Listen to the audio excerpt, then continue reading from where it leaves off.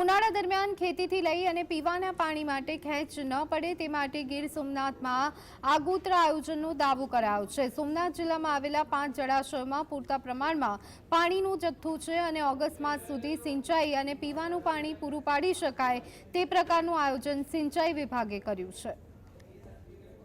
ગીર સોમનાથમાં રાવલ, મચ્છુન્દ્રી, શિંગોડા, હિરણ 1 અને હિરણ 2 ડેમ જળાશયોનો સમાવેશ થાય છે, જેમાં રાવલ અને મચ્છુન્દ્રી ડેમમાં 80% અને શિંગોડા ડેમમાં 56% વરસાદી પાણી સંગ્રહિત રખાયું છે, જ્યારે હિરણ 1 જળાશયમાં 90% અને હિરણ 2 જળાશયમાં 50% જેટલો પાણીનો જથ્થો છે।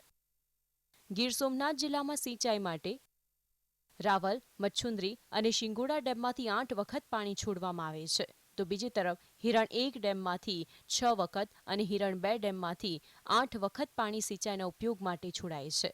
અત્યાર સુધીમાં તમામ 5 ડેમોમાંથી સિંચાઈ માટે 5 વખત પાણી છોડવામાં આવ્યું છે। આગામી ઓગસ્ટ માસ સુધીમાં વધુ 3 વખત સિંચાઈનું પાણી 5 જળાશયોમાંથી છોડવામાં આવશે।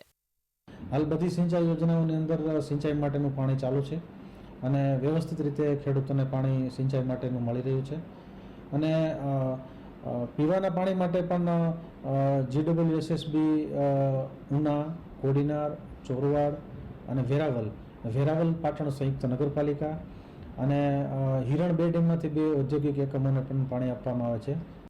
ગીર સોમનાથ જિલ્લામાં ગીરના અભયારણ્ય સહિતનો જંગલ વિસ્તાર, આંતરિયાળ ગામડાઓનો પણ સમાવેશ છે, ત્યારે જ વન્ય પ્રાણીઓને જંગલ વિસ્તારમાં પીવાના પાણીની કોઈ અછત ન રહે તે માટે પણ 100 MCFT પાણી અનામત રાખવામાં આવ્યું છે।